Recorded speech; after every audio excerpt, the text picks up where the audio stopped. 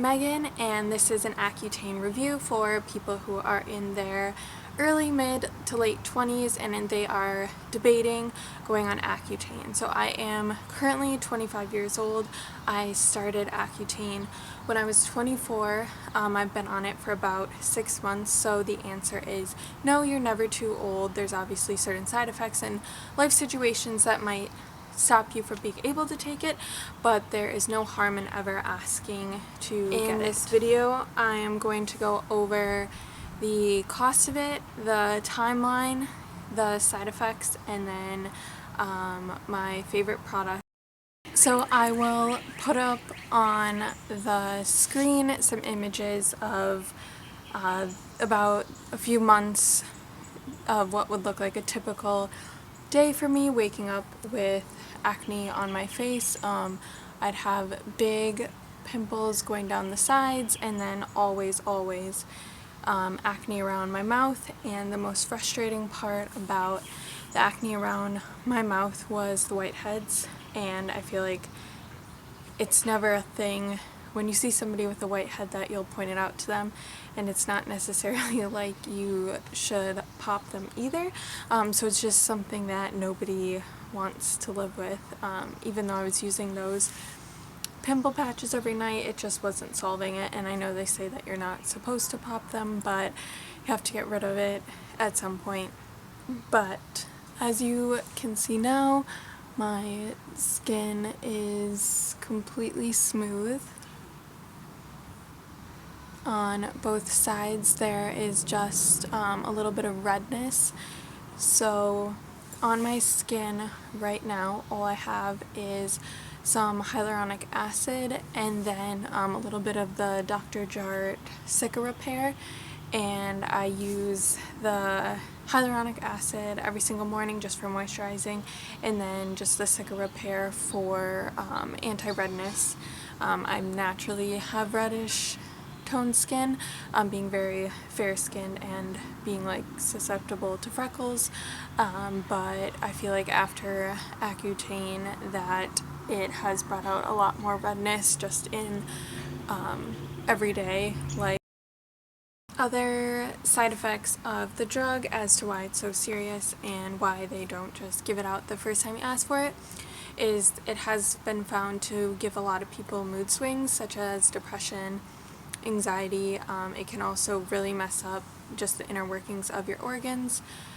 So through there, you have to do blood work every month to check on everything and make sure you are healthy, and as well as take a pregnancy test and then just like mental check-ins of how you're feeling that day, just to make sure that it's not changing who you are, and that it also won't give you any long-term side effects, as if you are experiencing any of these issues, they really urge you to either go down in your milligrams and or completely stop taking the drug.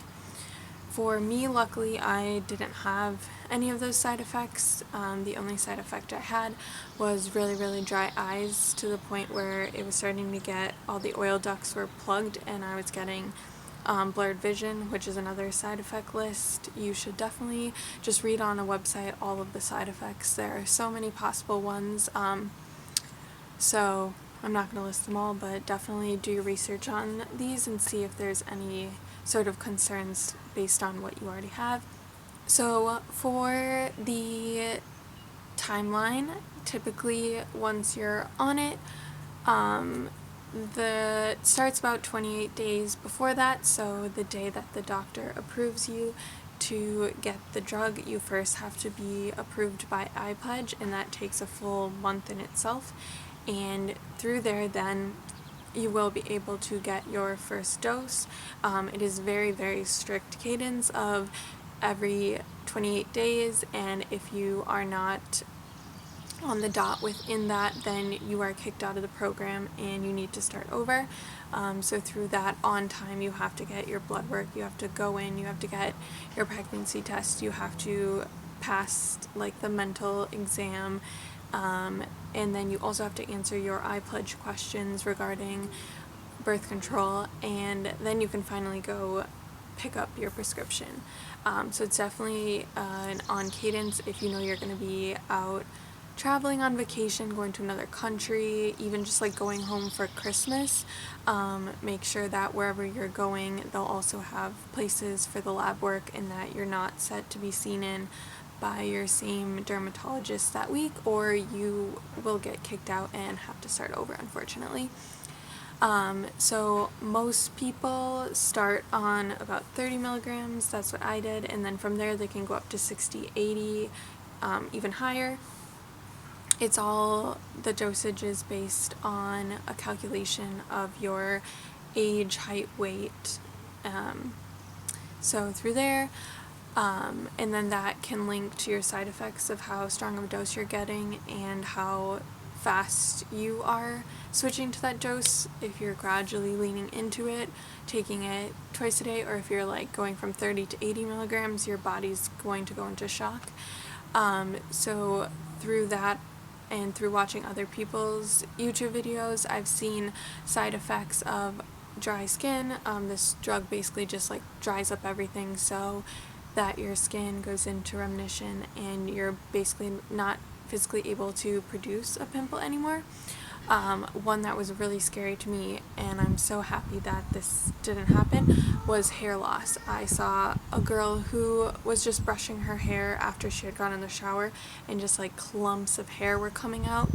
Another girl, she had like long, beautiful hair, like as long as mine, and it just got so dry and damaged, and hers was also falling out, and she like literally chopped it to here once she was at the end of it. But she was also bumped up like right away to 80 milligrams, so I don't know if that's a correlation or if it's all kind of hereditary. But to kind of counteract that, I would just take a biotin vitamin. I mean, I've been taking these every day for a year, but if you don't and you're on this, definitely take biotin just for extra hair, skin, and nail strength. Other side effects will be definitely around your lips. People get super chapped lips to the point where in like the corners it can start to crack and bleed, and it's hard to even just like open your mouth a little because it's literally like a gaping wound right there. And some people say like no matter how much chapstick you put on, if you like put a lip mask on every night, like you just coat yourself, it just like feels like your lips are the Sahara Desert, and it's not going to work. But for me, I didn't have too bad of chapped lips ever. I mean, I'm always constantly putting chapstick on. The worst would just be like maybe slight bit of discomfort in the corners, but it wasn't like peeling, cracking, bleeding, but some people definitely do get that. So as a precaution, just get in the habit of always putting on chapstick. And side effects, you can get sore joint muscle pain from it. You can get the dry eyes that I was talking about. Other than that, just like aside from your face getting really dry, like your whole body can get dry. I had like 1 or 2 nosebleeds, but some people literally get so dry that it's just like constant nosebleeds, even in your sleep or during the day. Who knows when they're gonna come. And then another point that I feel like people left out of their video was how expensive this prescription is. So regardless of the dose, when I was on 30 milligrams versus 60 milligrams, the cost of the prescription was basically the same. So this drug without insurance is like $900 to over $1,000 depending on the brand. So even with insurance, it's still anywhere from over $200 to $300. I was initially kind of like shocked by this. Nobody told me it was going to be this expensive, and to think that you're going to be paying that every single month. So I looked just like from those commercials, GoodRx, and that didn't work to like bring the price down or anything. And then I was at a CVS pharmacy, and the person working was really nice, and they were able to just find some coupon like through their own internal database. She wasn't able to like physically tell me what the coupon was or that it would be guaranteed for the next month, but luckily it was continuously working. Also, so through the lab work for your blood work to make sure that like your body's functioning and you're still healthy, as well as the pregnancy test, that can range anywhere from like $6 to like $30 or $60 depending on your insurance per month. And then also the actual visits to the dermatologist typically for me were between like $75 to $100 a visit. So when you add those all up together over the past 6 months, it has been almost $2,000 with insurance.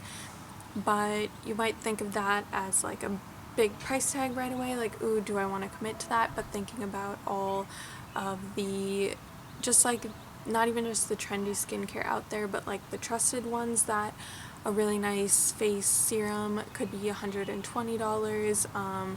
Some anti-aging products can be way up there, like $200-300. So with those, if you think about just buying those consistently, or even just like those pimple patches like Hero Cosmetics, or the oil pads, just like all the little things that you need when you have acne, just thinking of how much that will build up over time. It was kind of like a cost benefit analysis of like, oh, once I pay for all of this, then I won't need any of these anymore, and then I can just like try fun face lotions and all this new makeup that I could never try before. So don't be afraid. Favorite products. So on this drug, because it's very harsh, you don't want anything abrasive, you don't want anything with like beads in it, you don't want any sort of like the Ordinary's glycolic acid, nothing that's super strong, no astringents. Moisture and gentle are your keywords. So for a face wash, I loved using just the Cetaphil Daily Cleanser, super gentle, cheap, it smells good, easy to use in the shower. I would use this one.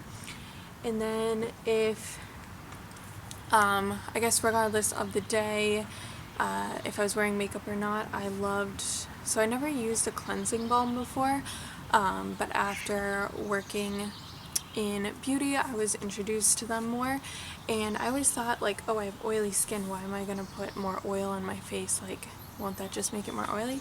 But no, definitely try your oils. One of my favorite is the Pi Light Work Rosehip Cleansing Oil.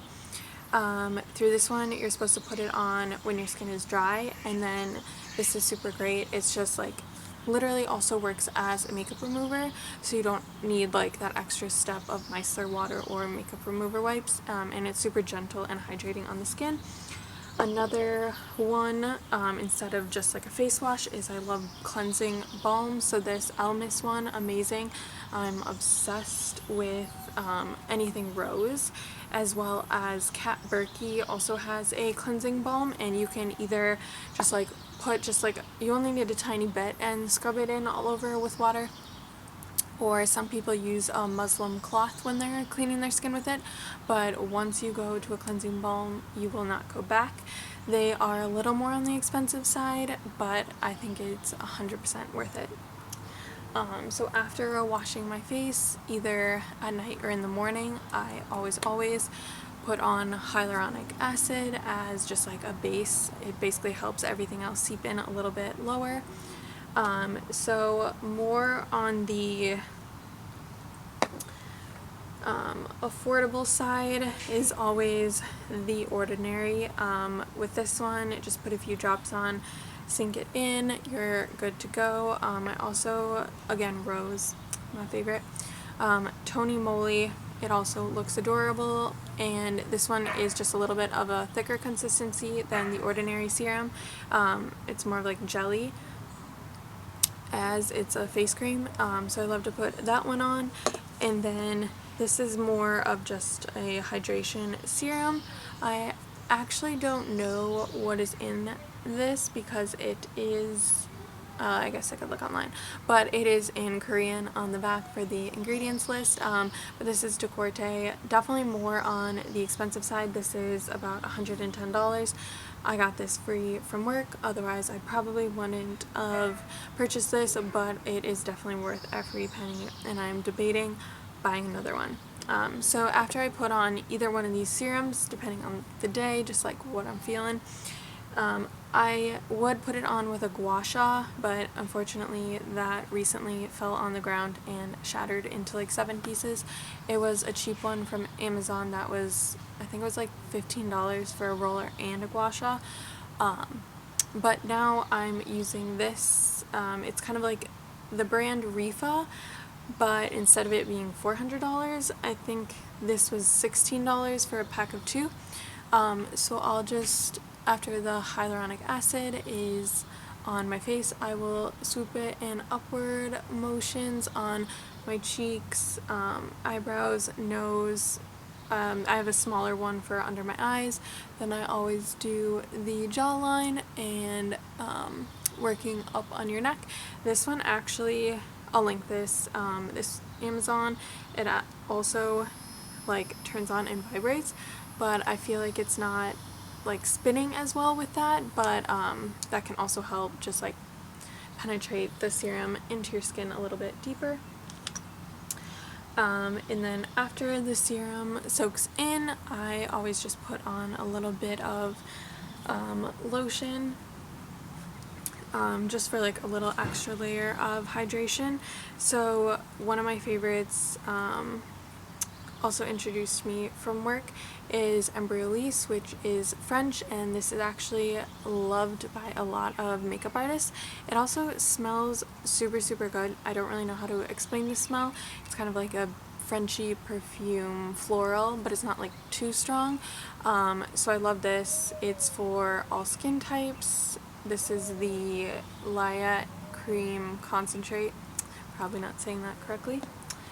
And then I've also been experiencing redness, as I mentioned, so depending on the day, I might, if I put this on in the morning or before bed, the PCA Skin anti-redness serum, and it's more of like kind of a lotion-y.